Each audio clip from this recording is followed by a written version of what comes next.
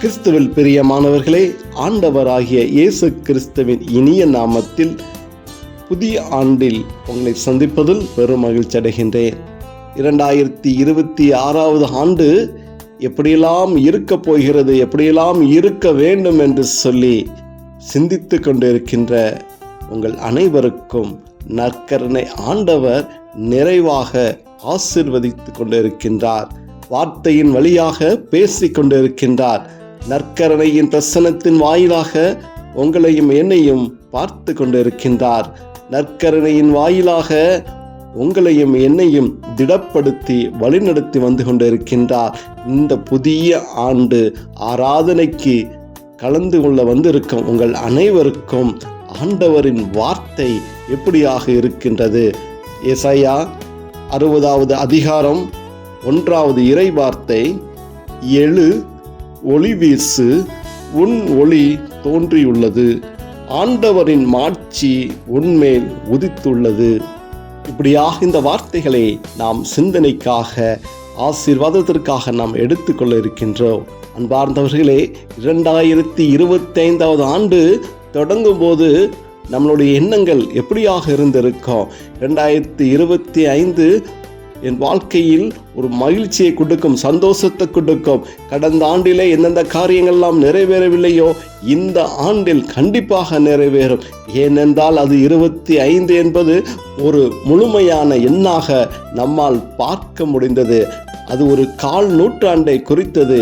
இப்படியாகலாம் இருக்கும் என்று சொல்லி நம் ஆவலோடு வரவேற்ற காலங்களை நாம் சிந்தித்து பார்ப்போம். அதே போல் நம்மளை விட்டு 25வது ஆண்டு கடக்கின்ற போது நாம் எந்தெந்த தேவைகளுக்காக ஜெபித்து கொண்டிருந்தோமோ, எந்தெந்த தேவைகளாம் நிறைவேறும் என்று காத்து கொண்டிருந்தோமோ அதற்காக எல்லாம் நாம் நன்றி சொல்ல கடமைப்பட்டு இருக்கின்றோம்.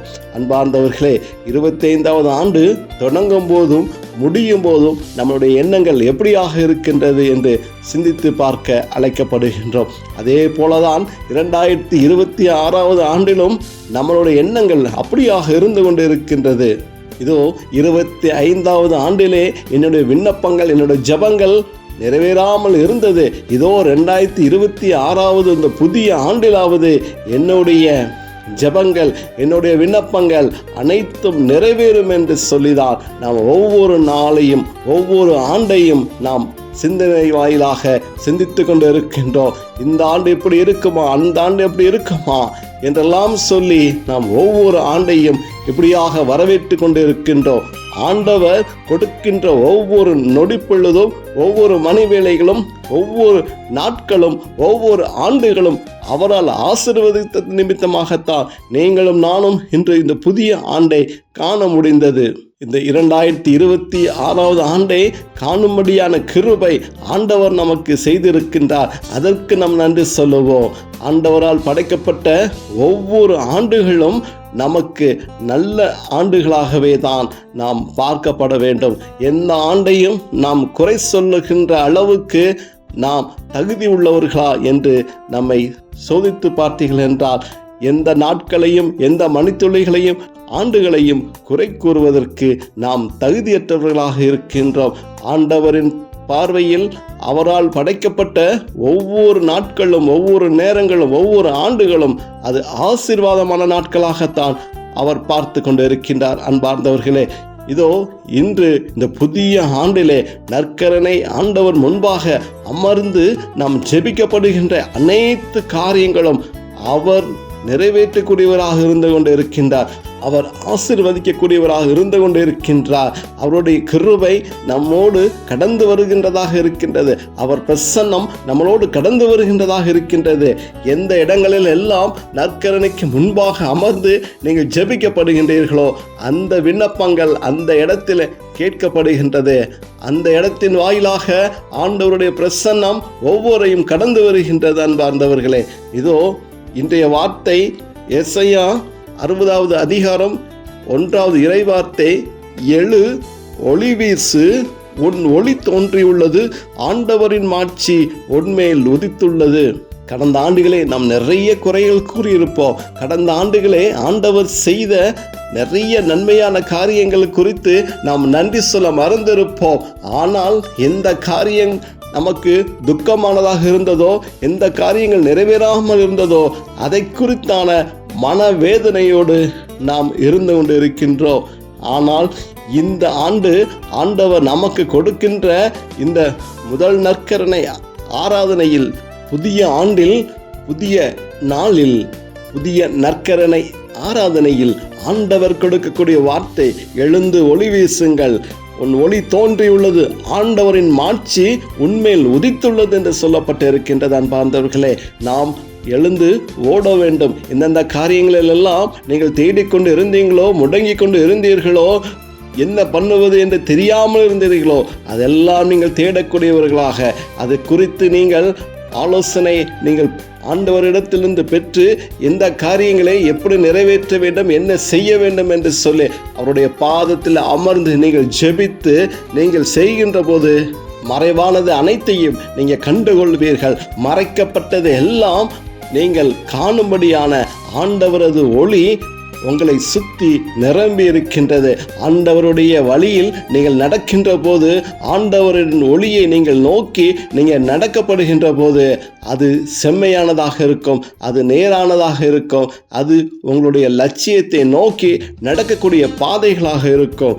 ஆண்டவரின் மாட்சி உண்மையில் உதித்துள்ளது உள்ள வார்த்தைகளை நாம் தியானித்து சிந்தித்து நாம் நடக்கப்படுகின்ற போது, அப்படியான செயல்களில் நாம் ஈடுபடுகின்ற போது இந்த ஆண்டு ஒரு ஆசீர்வாதமான ஆண்டாக இருக்கும். இப்படியான இந்த வார்த்தைகளை நாம் வைத்து நாம் ஜெபிக்கப்படுகின்ற போது ஆண்டவருடைய பிரசன்னம் நம்மோடு கடந்து வந்து கொண்டு இருக்கோம். நாம் செய்கின்ற ஒவ்வொரு வேலையாக இருக்கட்டும், சிந்தனைகளாக இருக்கட்டும், செயல்களாக இருக்கட்டும், அனைத்து காரியங்களிலும் ஆண்டவரது ஒளி நம்மோடு தொடர்ந்து பயணித்து கொண்டு இருக்கிற நிமித்தமாக நம்மளுடைய எந்த காரியங்களும் தடைபடுவதில்லை, தடுமாற்றங்கள் வருவதில்லை. அன்பார்ந்தவர்களே, இப்படியான வார்த்தைகளை வைத்து நாம் ஒவ்வொரு நாளும் ஒவ்வொரு நற்கருணையிலும் நாம் சிந்திக்கப்படுகின்ற போது ஆண்டவர் நிச்சயமாக இந்த 2026 ஆண்டிலே நீங்கள் எதெல்லாம் கேட்பீர்களோ, எந்தெந்த காரியங்களுக்கெல்லாம் நீங்கள் ஜெபிக்கின்றீர்களோ, கண்டிப்பாக இந்த ஆண்டின்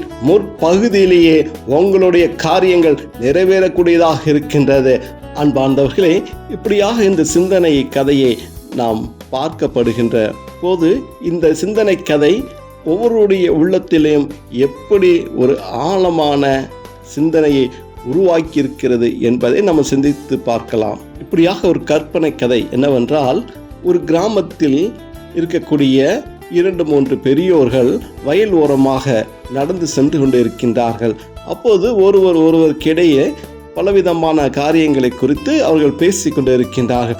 அப்போது ஒருவர் ஆரம்பித்திருக்கின்றார், புதிய ஆண்டு வந்துவிட்டது, 2026 ஆண்டு நமக்கு எப்படியானதாக இருக்க போகிறது என்று பேச்சு ஆரம்பித்திருக்கின்றார். அப்போது ஒருவர் சொன்னாராம், எப்பா, 25வது ஆண்டு ரொம்ப மகிழ்ச்சியாக இருக்கும், சந்தோஷமாக இருக்கும், அப்படி இருக்கும், இப்படி இருக்கும் என்றெல்லாம் நாம் பேசியிருந்தோம். ஆனால் 2025வது ஆண்டு அப்படியாக எந்த காரியங்களும் என்னுடைய வாழ்க்கையிலே நடந்ததாக நான் பார்க்கவில்லை. 2025வது ஆண்டு பல துக்கங்களை எனக்கு கொடுத்திருக்கின்றது. நிறைய காரியங்களை நான் நிறைவேறும் என்று காத்திருந்தேன், ஆனால் அப்படியான காரியங்கள் எனக்கு எதுவுமே நடக்கவில்லை என்று சொல்லி ஒருவர் புலம்பியிருக்கின்றார். 3வது ஒருவர் சொன்னாராம், நீங்கள் இப்படியாக ஒவ்வொரு ஆண்டையும் குறை சொல்வது, புதிய ஆண்டு வரும்போது அந்த ஆண்டை நிறைய ஆசீர்வாதமாக இருக்கும் என்றெல்லாம் சொல்லி நீங்கள் புதிய ஆண்டை வரவேற்கின்றீர்கள். அப்படி எதுவுமே கிடையாது. ஆண்டவர் படைக்கின்ற அனைத்து நாட்களும் அது அவருடைய ஆசீர்வாதத்து நிமித்தமாகத்தான்.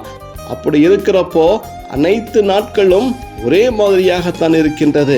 நம்மளுடைய வாழ்வு முறைதான் மாறுதலாக இருக்கின்றது. நம்மளுடைய முயற்சிகள் தான் வேறு விதமாக இருக்கின்றது. நாம் தான் எந்த காரியங்களும் நாம் சரிவர செய்யாமல் நாம் ஒவ்வொரு நாட்களையும், ஒவ்வொரு மாதங்களையும், ஒவ்வொரு ஆண்டுகளையும் நாம் குறை கூறி கொண்டிருக்கின்றோம் என்று சொல்லி இப்படியாக பேச்சுகளை கொடுத்து அவர்கள் நடந்து சென்று கொண்டிருந்திருக்கிறார்கள். 4வதாக ஒரு நபர் இடைப்பட்டு இருக்கின்றார். அவரை இதுவரை இவர்கள் பார்த்தது இல்லையாம். அப்போது அந்த 4வது நபர் இவர்களிடம் கேட்டாராம், ஐயா, எங்கு சென்று கொண்டு இருக்கின்றீர்கள், என்ன பேசிக் கொண்டு இருக்கின்றீர்கள் என்று 4வது நபர் கூறியிருக்கின்றார். இவர்களுக்கு அந்த நபர் யாரு என்று தெரியாமல் அவர்கள் யோசித்த வேளையிலே அப்போ அவர் கேட்டிருக்கின்றார், இல்லையா, நீங்கள் அப்படியே நடந்து சென்று கொண்டிருந்தீர்கள், நீங்கள் பேசுவதை நான் கேட்டிருந்தேன், புதிய ஆண்டுகளை குறித்து நீங்கள் பேசின கருத்துக்களை நான் கேட்டு வந்தேன், அதுதான் நான் உங்களிடம் கேட்கிறேன் என்று 4வது நபர் கூறியிருக்கின்றார். அப்போது இவர்கள் வழக்கம் போல இவருடைய புலம்பல்கள் எல்லாவற்றையும் அந்த 4வது நபரிடம் சொல்லியிருக்கின்றார். அப்போது அந்த 4வது நபர் 3 நபரிடம் பேசினாராம், நீங்கள் ஒவ்வொரு நாளையும் ஆண்டவருடைய பாதத்தில் ஒப்பு கொடுத்து அந்த நாளை நீங்கள் தொடங்குகின்ற போது நீங்கள் என்னென்ன காரியங்களை எப்படி செய்ய வேண்டும், என்ன செய்ய வேண்டும் என்று ஜெபித்து நீங்கள் ஆரம்பிக்கப்படுகின்ற போது ஆண்டவருடைய பிரசன்னம் அந்தந்த காரியங்களிலே அது ஆண்டவரின் ஆசீர்வாதத்தின் நிமித்தமாக அது அப்படியே நடக்கும் என்று சொல்லியிருக்கின்றார். இவர்களுக்கு அது போதிய விளக்கமாக இல்லாமல் இவர்கள் சிந்தித்து கொண்டு இருந்திருக்கின்றார்கள். திடீரென்று திரும்பி பார்க்கப்படுகின்ற போது அந்த 4வது நபரை காணவில்லையாம். இவர்கள் சற்று அங்கு இங்கும் திரும்பி பார்த்திருக்கின்றார்கள். இவர்கள் 3 தவிர 4வது நபரை காணவில்லை.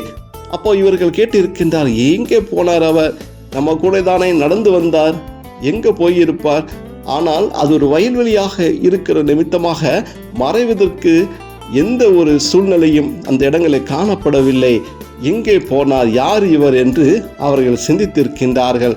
அப்போதுதான் அவர்களுக்கு தோன்றியிருக்கின்றது, நம்மோடு பயணித்தவர் ஒரு தூதராக இருந்திருப்பார், ஆண்டவருடைய தேவ தூதராக இருந்திருக்கலாம். நாம் பேசின ஒவ்வொரு வார்த்தைகளும் கேட்டு அவர் மனம் இறங்கி நம்மோடு இறங்கி வந்து நமக்கு காட்சி கொடுத்திருக்கலாம் என்று வார்த்தைகளை அடுக்கிக் கொண்டே வந்தார்களாம். அன்பார்ந்தவர்களே, நம்மளுடைய எண்ணங்களும் எப்படியாகத்தான் இருந்து கொண்டு இருக்கின்றது. நாம் செய்கின்ற ஒவ்வொரு தவறான காரியங்களிலும் நாம் மற்றவரை பலவீனப்படுத்தி மற்றவர்களை குற்றம் சாட்டி இது நிமித்தமாகத்தான் இந்த காரியம் நடக்கவில்லை, இது நிமித்தமாகத்தான் என்றெல்லாம் சொல்லி நாம் ஒவ்வொரு தடைகளுக்கும், ஒவ்வொரு முன்னேற்ற தடைகளுக்கும், ஒவ்வொரு தாமதத்திற்கும் பலரை முன்னிறுத்தி பல காரணங்களை சொல்லிதான் நாம் நம்மை ஆறுதல் படுத்தி கொண்டு இருக்கின்றோம். அன்பார்ந்தவர்களே, இதோ எந்த காரியங்களை எப்படி செய்ய வேண்டும், எந்த நேரத்தில் செய்ய வேண்டும் என்று நம்மை படைத்த ஆண்டவருக்கு நன்றாக தெரியும். உங்களுடைய தேவைகளாக இருந்தாலும் சரி, உங்களுடைய எண்ணங்களாக இருந்தாலும் சரி, அனைத்தையும் ஆண்டவருடைய பாதத்தில் ஒப்பு கொடுத்து அவரின் சத்தத்தை கேட்டு நாம் நடக்கின்ற போது அந்த காரியங்கள் உண்மையிலுமே அது வெற்றியாகத்தான் இருக்கும். அன்பார்ந்தவர்களே, ஆண்டவருடைய வார்த்தைகளை கேட்கின்றோம், அநேகருடைய வெளிப்பாடுகளை கேட்கின்றோம், நமக்கு நன்மையான காரியங்களை மட்டும் நாம் எடுத்துக்கொள்கின்றோம்.